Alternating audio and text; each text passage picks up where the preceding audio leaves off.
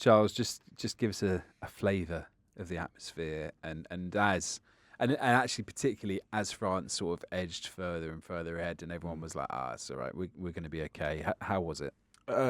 First half, nervy, real nervy, real cagey, gripping, compelling. No one, even in the kick tennis battles, that's the most compelling kick tennis I think I've ever watched. Nobody could take their eyes off it. The atmosphere was electric, but the game didn't really spark until, well, in terms of the atmosphere, because obviously New Zealand scored the first try and stunned the crowd. It was silent at the Stade de France after that try. The game didn't really sort of kick to life from a host point of view until the second half, and then they did sort of run away with it a bit, didn't they? I mean, the first half, New Zealand, the fear in a sort of wider picture is that New Zealand looked half decent, certainly in that first half, looked decent, and France didn't really. They were a bit subpar and have still won by 14 points. And actually, even in the first half, where New Zealand looked much the better side, France went in at half-time leading. And once that happened, you were sort of like, well, we all know what's happening here. This isn't the most sharp tactical insight that you'll ever get, but it looked like New Zealand were just missing a bit of biff. They had no a couple of clever, no Shannon Frizzell. They had a couple of really clever bits, didn't they? For the first try, that little short ball that sends Rieko Ioane through, and then Bowden Barrett's kick pass to Talea, and then Adi Surveyor's chip from first phase was so intelligent, really deceptive. But then they just sort of, as teams do against France and South Africa, teams that have got a good kicking game, go hard at the defensive breakdown, and are just robust, got a lot of big men. They just couldn't find a foothold, and I think that was what Ian Foster was saying afterwards, wasn't it? Yeah, and I think France actually lacked that as well in the first half, and I think they realised, because obviously Donty wasn't fit, Moefana played at 12, and the jury's still out on him as an international 12. No Willemse, no Donty, two big blokes. So I think when they took Wilkie off and brought Taufifa Noor on, and when they moved Fiku to 12 and brought Vincent on, suddenly they were getting over the gain line more frequently. They had a stronger bench than New Zealand's, and that's, I think, why there was a 14-point gap by the end of it. I think, which could have been more, because I think that Penaud try with the amazing Ramos offload, I think if they'd have looked at that closer, I think that was not backed by New Zealand. So it could have even been a 21-point victory for France. Damian Penaud's grin, it should be terrifying for other teams, because if a host side with that much talent is not sort of one of the only chances I think you've got that they slip up, is this expectation weighing on them. And with him, I don't know whether as a collective it might be different, but that was one thing we were worried about, wasn't it? That sort of expectation weighing heavy, and Penaud just looked like he was strolling around. Can you imagine coaching him at sort of schoolboy level and going, "No, Damian, run straight." Run straight. Nah. Okay, no, you don't need to actually. You just do what you like. No need. I can't remember who player of the match was. Was it Aldrin? Yeah. But for my 2 pence worth of buyer, country mile. He was outstanding. He really was. Completely outplayed Adi Surveyor as well. Not that that's how it works in a sort of one-on-one battle, but if you were to take the two number 8s. Mentioning that Surveyor chip, actually, quite a good weekend for back rows. Kicking, because you had that, and you had Jack Morgan's crossfield kick to Reece Samet, where Jack Morgan afterwards just said, "Yeah, it was meant to go to Biggs, but I was there." So thought I'd complete the set play move. Benno with a couple as well, although Benno's one probably slightly overhit on the far touchline, might have stayed in, but just nice that these players, if they're there's the conviction, and I think it's going to be a theme, is players with the conviction to find space however they can find space. That's what makes good attacks. Oh, there was a chip from Movaca as well, from France down the touchline early on. Oh, and that leads us on to another little prediction failure, and this time it is on my part. I had Julien Marchand as player of the tournament as my prediction. He's gone after 16 minutes. Yeah, that's. We'll let you off though if it's injuries. I think that's okay. It's more form falling off a cliff where those calls look a bit silly. I think they've dropped him from the squad because his forms fell off a cliff. My prediction for player of the tournament, Willy Leroux, was after about 24 hours after recording, was named on the bench. So.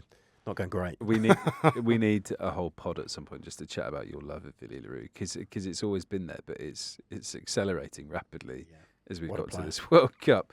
Speaking of Willy Leroux and South Africa, that's a lovely segue, Charlie, to Marseille and Sunday's game. all just not for South Africans, obviously, all just a little bit disappointing that we didn't quite get.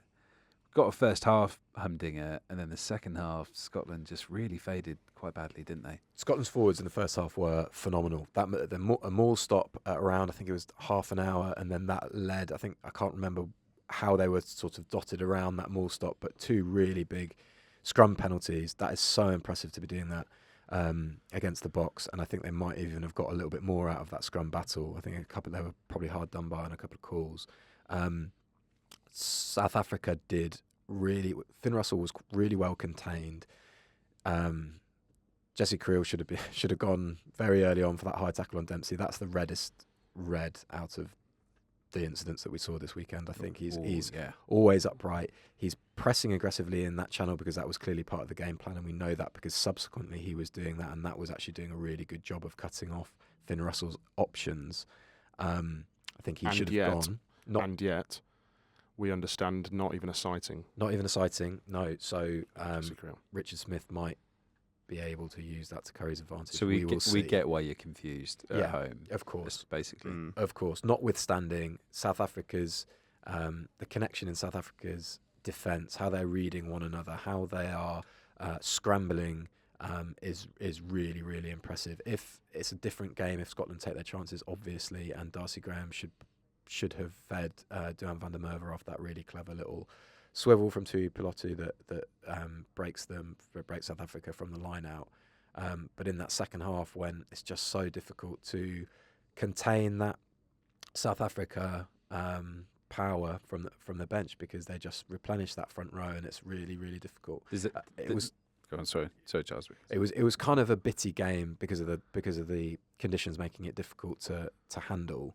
But kind of almost like a slow burner, sort of quite fascinating one nonetheless. I was going to say, does 18-3 do South Africa a bit of a disservice for how in control they were, or do you reckon? I don't know because Scotland missed those chances, and South Africa took them.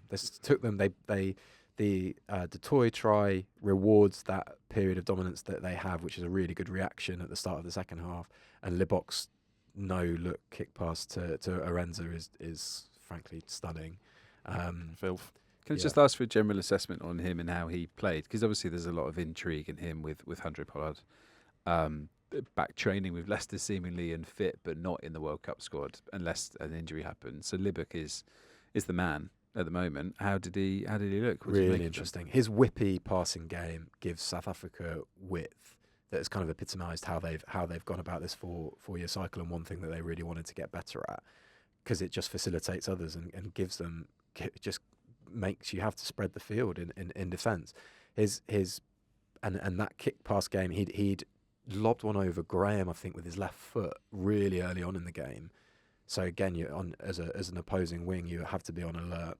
And with Colby and Arenza, they can hold that width and punish you if the decision making of the defensive wings is a little bit off.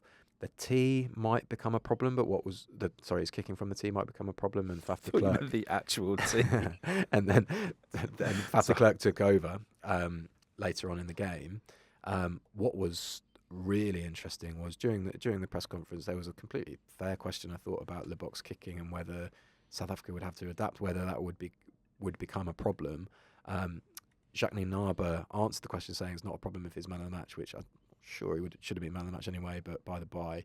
And then Siya Kolisi stepped in after there'd been a second question saying, can I just go back to the question on Manny's kicking? This game is about sort of being a team and covering for once for other people's faults. And he said, look, I sometimes don't know what I'm calling in the line-out. I've got Eben Etzebeth and Dwayne Vermeulen to sort of to talk me around the field when that happens. It was I don't know whether it was a set piece. I don't know whether he had in his head that he was going to say that, but it was just a really impressive piece of leadership by Siya Kolisi. That said, it probably doesn't change the fact that South Africa need to kick their goals, or will need to kick their goals later on in the tournament. When it gets down to crunch time. Just to finish the roundup with Ireland against Romania, which I watched in Bordeaux, and Ireland, fine, kind of expected. We'd spoken about Romania's pretty disastrous form coming into this tournament anyway, because they shipped 56 points to Georgia and 57 to Italy, so it was almost like, well, are Ireland going to get 100? And at one point, it looked as though they might do, but Romania, actually, to their credit, had spells of defence where they kept Ireland out for like 10, 15 minutes. Well, I was going to say, also at one point, it looked like Ireland might lose. So, well, yeah. I mean, within the first 2 minutes, I mean, obviously the focus was on Sexton and like how was Sexton going to go, and it was a bit unfortunate that grubber kick that he was sent towards the right wing looking for Keith Ellis just fell perfectly for the Romanian fly half to be like, oh, amazing, thanks so much. I'll pick this up and like run it down the touchline and give it to the scrum half Rapani to score a try. So yeah, Romania had the perfect start, and actually that was almost quite nice because you were like, oh, well, at least you've had this, because now Ireland can sort of take you to the cleaners a little bit, which they did. Bundyaki was awesome, and I know he really was. I know you can't you maybe shouldn't read too much into it given the opposition, but he was just brilliant. He looked sharp in the England game as well, didn't he? Yeah, there is sort of that mini 12 debate, isn't there, for Ireland of do you go with Aki or Henshaw to partner Ringrose, and Henshaw. Does Ringrose have to start, do you think? Well, I can't. I'm struggling to remember the last time that they went Aki Henshaw off the top of my head. England, it's not alien. Six Nations games. It yeah, does they've done it happen. before. I think they like Ringrose. Aki couldn't even get in the squad a year ago. What a sort of was what a comeback. Was that a bit of subtle, like, I don't know, Eddie/Steve Borthwick-esque man management of like, no, you're not in this squad, go away and work on things. Yeah, probably. Come back. And if it was, it's worked. I mean, he looked sensational. Joe McCarthy, the young lock, is really fun. He got a try, and he kind of looks like he's part of the 23 now. I mean, he's as close to a bolter, I guess, as they've got in the squad, because he came into the setup quite late, but he looks really handy. Yeah, they were just... It was mainly being impressed by Aki and watching Sexton and seeing how Sexton went. And yeah, apart from that early mistake, passing was slick, tackle well. He scored 2 tries. Can't remember the last time Johnny Sexton scored 2 tries in a test. Crash ball for the second one as well. Yeah, off a short ball. Did they beat South Africa? I can't wait for it. Yeah, yeah. Oh yeah, there was nothing here to make you think no. And even though South Africa's power is sort of unrelenting, I still, I could see Ireland winning that. Yeah, I think I feel actually they just look pretty slick.